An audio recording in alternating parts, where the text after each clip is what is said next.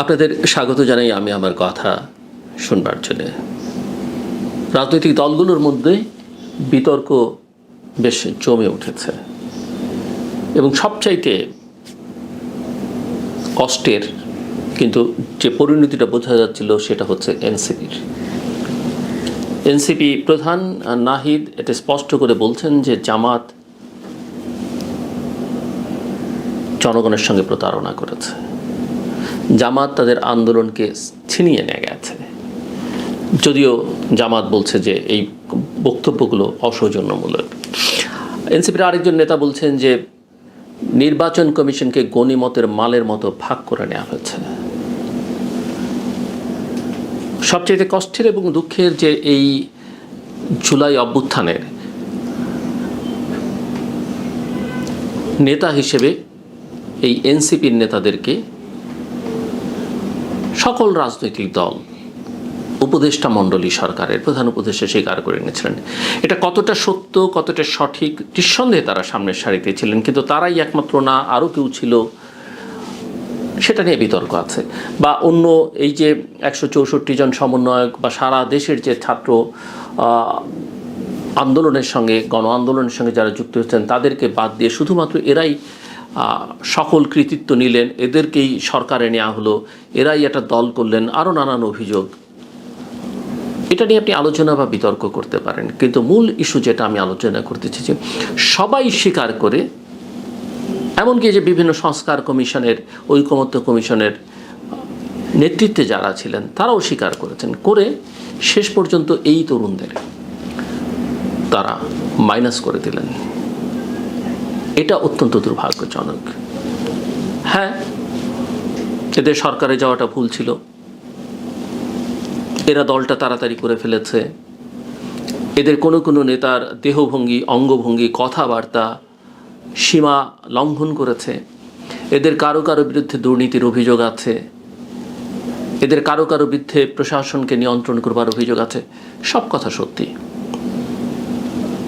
কিন্তু তারপরও এদের একটা ভূমিকা এই আন্দোলন অভ্যুত্থানে ছিল, শেখ হাসিনার বিদায়ের ক্ষেত্রে ছিল।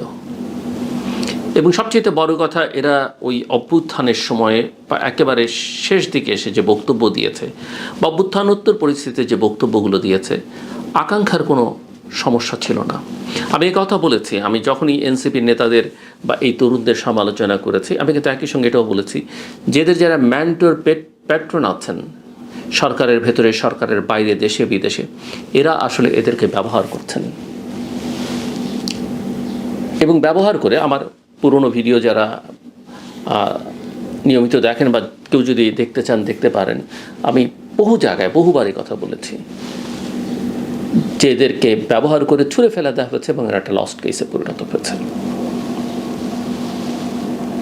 আমি মনে করি নাহিদ একবার, সম্ভবত নাহিদ ইসলাম বলেছিলেন যে এরা সেফ এক্সিটের জন্যে নানান দলের সঙ্গে নানান জায়গায় যোগাযোগ করছে, বা এমন কথাও কেউ কেউ বলেছেন এদের কথা আসলে বাইরে প্রকাশ করে দিলে এরা মুখ দেখাতে পারবে না। আমি মনে করি নাহিদদের এখন সময় এসছে, তারা বেশ খানিকটা ক্ষতিগ্রস্ত হয়েছেন ইতিমধ্যেই। খুব নিকট ভবিষ্যতে তাদের জন্য তেমন কোনো সম্ভাবনা দেখা যাচ্ছে না। তারা বেশ খানিকটা ঝুঁকিত আগামী দিনগুলোতে থাকবেন, বাংলাদেশের রাজনীতি যে জায়গায় এসে দাঁড়িয়েছে। কিন্তু আমি মনে করি আবার সাহসের সঙ্গে তাদের অনেকের মুখোশ উন্মোচন করে দেওয়া উচিত। এই তরুণরাই পারবে সেই কাজটা করতে। এবং তাদের জন্য আমার পরামর্শ হচ্ছে, যা হবার হয়েছে, যেহেতু তারা একটা দল করেছেন, তারা তাদের রাজনীতিটা আগে ঠিক করুন। বাংলাদেশে অনেক বড় দলেরও কোনো রাজনীতি নেই, তারা আগে তাদের রাজনীতিটা ঠিক করুন। তারা কি মধ্যপন্থার থাকবেন, তারা কি ডানপন্থার রাজনীতি করবেন, না তারা কি বামপন্থার রাজনীতি করবেন, এটা আগে ঠিক করুন। সুনির্দিষ্ট কিছু লক্ষ্য তারা ঠিক করুন, যে তারা বাংলাদেশকে কোথায় নিয়ে যেতে চান, কি দেখতে চান বাংলাদেশকে ঘিরে। এই যে এতদিন যেগুলো আলোচনা হচ্ছে এক্সারসাইজ, এগুলো হচ্ছে এলোমেলো কথাবার্তা, সেটা না। আমি সুনির্দিষ্ট এবং ধীরে ধীরে, কারণ তাদেরকে বুঝতে হবে যে তাদেরকে সবাই ব্যবহার করে, ছাত্রদের মধ্যে তাদেরকে নাই করে ফেলা হয়েছে, জুলাই সনদ তাদের দাবি, সেই জুলাই সনদে তারা স্বাক্ষর করেনি এবং তাদের স্বাক্ষরের জন্য তাদেরকে কনভিন্স করবার জন্য অপেক্ষাও করা হয়নি। এমনকি প্রধান উপদেষ্টা যিনি একাধিকবার বলেছেন এই ছাত্ররাই তার নিয়োগকর্তা এবং এই ছাত্ররা যেদিন না চাইবে সেদিন তিনি চলে যাবেন। ভাগ্য ভালো ছাত্র এখনও তাকে যেতে বলছেন না, কিন্তু এটা স্পষ্ট যে ছাত্রদের সঙ্গে তার সংযোগটা বিচ্ছিন্ন হয়ে গেছে। ছাত্র বলতে এই ছাত্র নেতাদের, বিশেষ করে যারা এনসিপির সঙ্গে যুক্ত। আমি মনে করি এনসিপির জন্য সামনের পথগুলো অত্যন্ত কঠিন। তাদেরকে এখন বুঝে শুনে পথ চলতে হবে। তাদের জন্য অনেক ঝুঁকিও সামনে আছে, কিন্তু তারা যদি কিছুটা সত্য মোচন করতে পারেন, আমি মনে করি যাদের রাগ তাদের উপরে আছে সেটা প্রশমিত অনেকখানি হবে এবং তারা একটা সুস্থ ধারা রাজনীতি করলে, এবং তাদের যেহেতু বয়স আছে, তারা খুবই অল্প বয়স, তাদের এখনও বাংলাদেশের অপার সম্ভাবনা আছে। কেননা আমরা এই এক বছরে দেখলাম আসলে বড় দলগুলো তেমন কোনো আশা জাগা নিয়ে কিছু করতে পারছে না। এনসিপির একটা বড় ইস্যুস, তারা কার সঙ্গে যাবে, নির্বাচনে জোট করবে কিনা, না তারা একা পথ চলবে। একা চলে তাদের খুব সুবিধা হবে এমনটা মনে করবার কোনো কারণ নেই। জামাতের সঙ্গে এতদিন তারা ঘনিষ্ঠ ছিলেন, পারসেপশন তাই, সত্যি মিথ্যা আমি জানি না, সেখানে একটা বড় চিড় ধরেছে।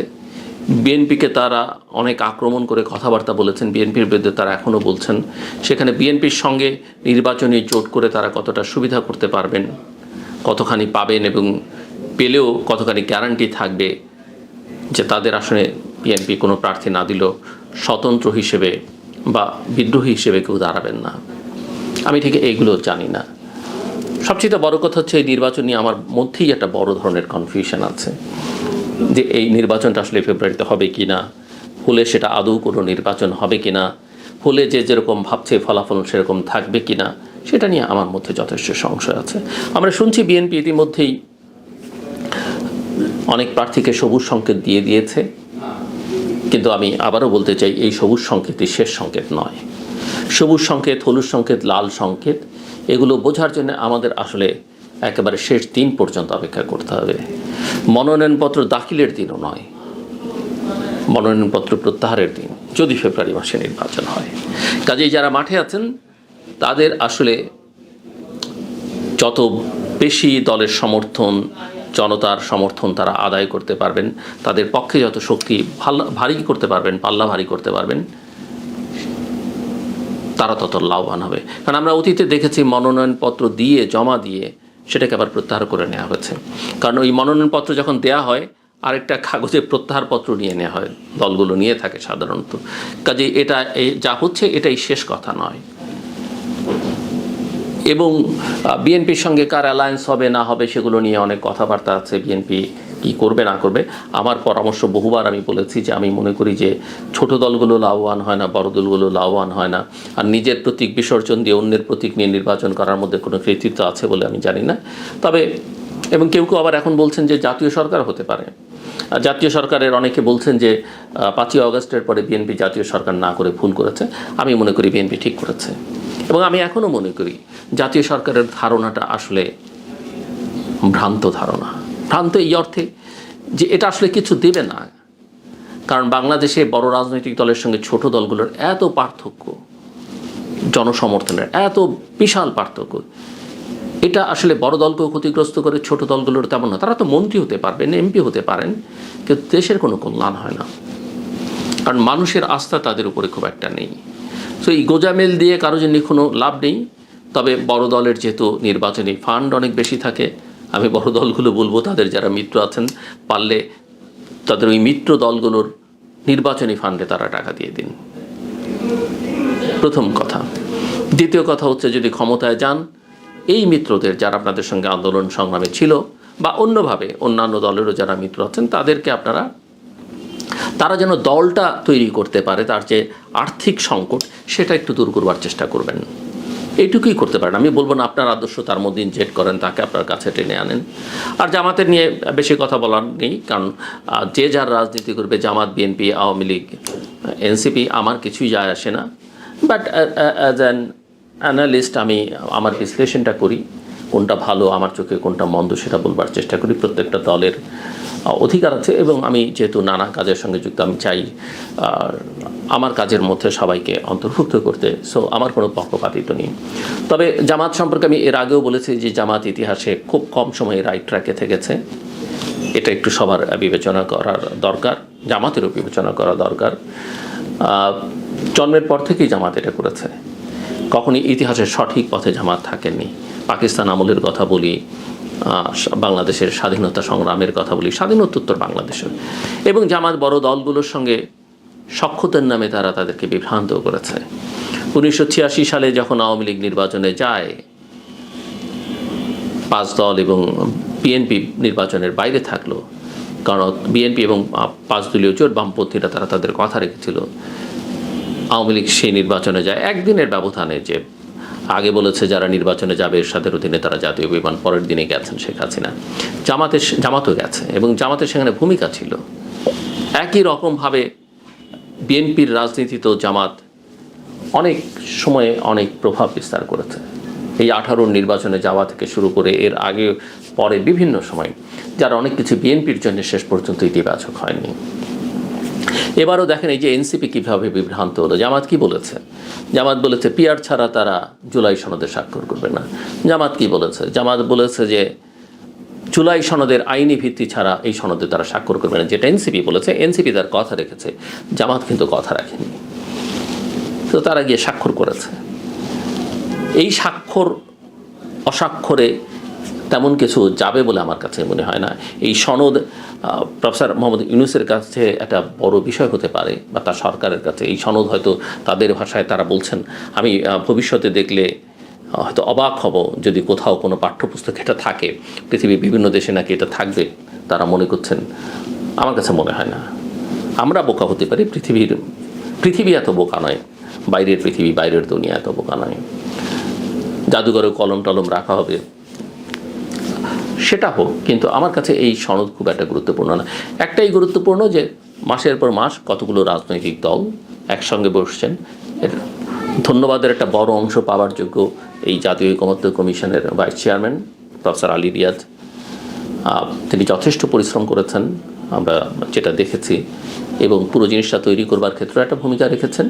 কিন্তু আসলে শেষ পর্যন্ত ফলাফলটা প্রফেসর মোহাম্মদ ইউনূসের ওই তত্ত্ব 3-0 সঙ্গে আরেকটা 0 যোগ হওয়া, এর বাইরে তেমন কিছু হয়েছে বা হবে বলে আমার কাছে মনে হয় না।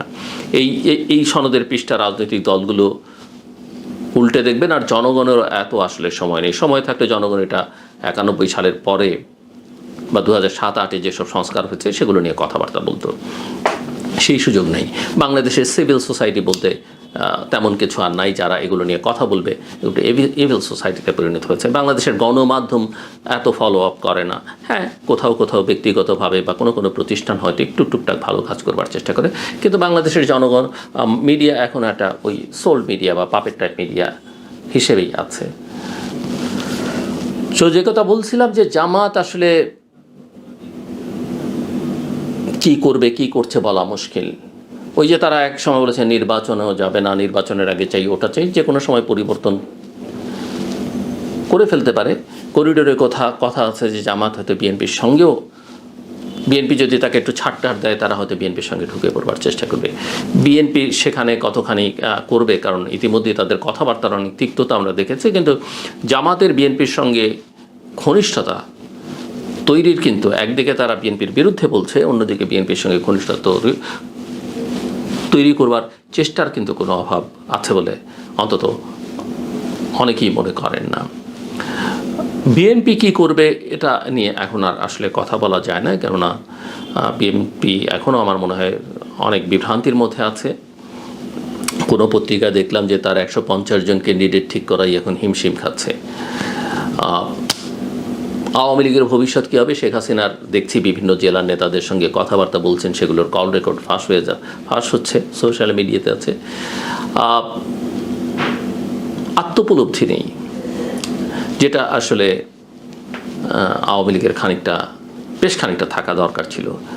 এটা না হলে মানুষ এইসব কথাবার্তা যেগুলো এখন সোশ্যাল মিডিয়াতে আমরা শুনি বা দেখি, মানুষ আসলে সহানুভূতি যেটুকু নানা কারণে কারো মধ্যে তৈরি হচ্ছে সেটাও শেষ পর্যন্ত থাকবে না।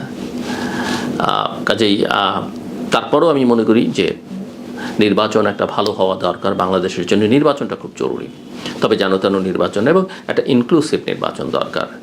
আর সেনাবাহিনী নিয়ে অনেক কথা, নির্বাচন কমিশন ইতিমধ্যেই বৈঠক করছে, সবাই বলছে প্রস্তুত। আমি কোনো প্রস্তুতির লক্ষণ দেখি না। দেশের আইন শৃঙ্খলা পরিস্থিতি প্রতিদিনই কোথাও না কোথাও অগ্নিকাণ্ডের ঘটনা ঘটছে, সেগুলো নিয়ে যথেষ্ট সংশয় আছে। রাজনৈতিক সহিংসতা সংঘাতের পরিস্থিতি কী হবে আমরা জানি না। যদিও প্রফেসর ইউনূস বলেছেন যে আমরা এটা নির্বাচন করে ফেলি না, রাজনৈতিক দলগুলো পুলিশ নিয়ে এত চিন্তা করার দরকার কি, তাদেরকে দরকার কি, তিনি হয়তো সেনাবাহিনীকে ইঙ্গিত করেছেন। বাট আমি জানি না বাংলাদেশের মতো দেশে সেনাবাহিনী পুলিশ ছাড়া কোনো ভালো নির্বাচন করা সম্ভব কিনা, নির্বাচনই আদৌ করা সম্ভব কিনা, সেটা একটা বড় প্রশ্ন। আমি মনে করি পুলিশের মনোবলকে বাড়াবার জন্য যত কাজ করা দরকার সেটা অনেক বেশি করা দরকার। সেনাবাহিনীর সঙ্গে সরকারের দূরত্বটা সরকার বা সেনাবাহিনী স্বীকার করুক কিংবা না করুক, সেটা যথেষ্ট দূরত্ব আছে। সেনা কর্মকর্তাদের বিচারের প্রসঙ্গ নিয়ে সমাজে নানা রকমের মত আছে। কারো মতে জেনারেল ওয়াকারকে সরিয়ে দিতে হবে বা তিনিই সকল অনিষ্টের মূল, একথা আমি একমত নই। এবং আমি মনে করি জেনারেল ওয়াকারের বিরুদ্ধে কোনো রকমের ব্যবস্থা বা তাকে অসম্মানিত করবার যে প্রয়াস, সেটা আসলে সেনাবাহিনীকেই আরও বিপদের মধ্যে ঠেলে দিবে, সেনাবাহিনীর ভেতরে আরও অস্থিরতা তৈরি করবে এবং সেই অস্থিরতার ঢেউ কিন্তু শেষ পর্যন্ত ক্যান্টনমেন্টের বাইরে এসেও পড়তে পারে, লাগতে পারে, যেটা হয়তো আমাদের কারোর জন্যেই কল্যাণকর হবে না। কিন্তু মূল কথা হচ্ছে যে সেনাবাহিনীকেও অনবোর্ড করা উচিত এবং সেনাবাহিনীকে একটা পেশাদার সেনাবাহিনী হিসেবে যেভাবে চলা উচিত সেভাবে চলতে দেওয়া উচিত। কথায় কথায় সেনাপ্রধানের বিরুদ্ধে, সেনাবাহিনীর বিরুদ্ধে কিংবা ক্যান্টনমেন্টের বিরুদ্ধে যে বক্তব্য, এই বক্তব্য আসলে এক ধরনের উস্কানিমূলক, দেশের স্বাধীনতা সার্বভৌমত্বকে বিপন্ন করবার জন্যে এবং সশস্ত্র বাহিনীকে আরও চরম ঝুঁকির মধ্যে ফেলে দেবার জন্যে, বাংলাদেশকে অস্থিতিশীল করবার জন্যে। তো জাতীয় সরকার, নির্বাচন কোনোটা নিয়ে খুব একটা ভালো কিছু নেই। তত্ত্বাবধায়ক সরকারের বিধানটি আদালতে আছে। আমার মনে হয় এটা একটা সবচেয়ে উত্তম পথ হয় যদি তত্ত্বাবধায়ক সরকারের বিধানটি অ্যাপিলেট ডিভিশন রিস্টোর করে এবং ওই বিধান সংবিধানে যেভাবে ছিল সেভাবে রিস্টোর করলে, সেই পন্থায় যদি বাংলাদেশ নির্বাচনের আগে একটা তত্ত্বাবধায়ক সরকারের অধীনে নির্বাচন হয়, তাহলে আমি মনে করি সেটা দেশের জন্য কল্যাণকর হবে। হ্যাঁ, তত্ত্বাবধায়ক সরকারের বিধান যেটা আছে সেটা হলেও কিছু সমস্যা হবে, কিন্তু জাজমেন্টটা আমরা যদি খুব কৌশলী হই, যেমন আমরা বিচারপতি শাহাবুদ্দিন আহমেদকে সবাই সম্মিলিতভাবে সংবিধানে না থাকলেও নিয়ে এসে রাষ্ট্রপতির দায়িত্ব পালন করে তিনি আবার চিফ জাস্টিস হিসেবে ফেরত গেছেন, একই রকমভাবে এই জাজমেন্টটাও একটু কৌশলী হয়ে একটা যথাযথ সময় যদি দেওয়া যায়, তাহলে আমি মনে করি যে সেই সংকটের এখন আজকে রিস্টোর করলে হবে, সেই সংকট আমরা কাটিয়ে উঠতে পারবো। কিন্তু আমি মনে করি যে জাজমেন্টটা যদি ডিসেম্বরের শেষের দিকে হয় এবং জাজমেন্টটা যদি ওইভাবে হয় যে তত্ত্বাবধায়ক সরকার ব্যবস্থাটা রিস্টোর করা, তাহলে বাংলাদেশের যে সংকট আছে সেই সংকট সমাধানের এটা একটা পথ। সেখানে অবশ্য নির্বাচন কমিশন, প্রশাসন, সেনাবাহিনী, আইন শৃঙ্খলা রক্ষাকারী বাহিনী এবং রাজনৈতিক দলগুলোর মধ্যে এক ধরনের সমঝোতা দরকার হবে। আর না হলে যেন তেন প্রকারের একটা নির্বাচন বাংলাদেশের ভালো কিছু হবে না, বরং আরও চরম বিপদে আনবে। আমার কথা শুনবার জন্য অসংখ্য ধন্যবাদ। আপনার সবার জন্য শুভকামনা।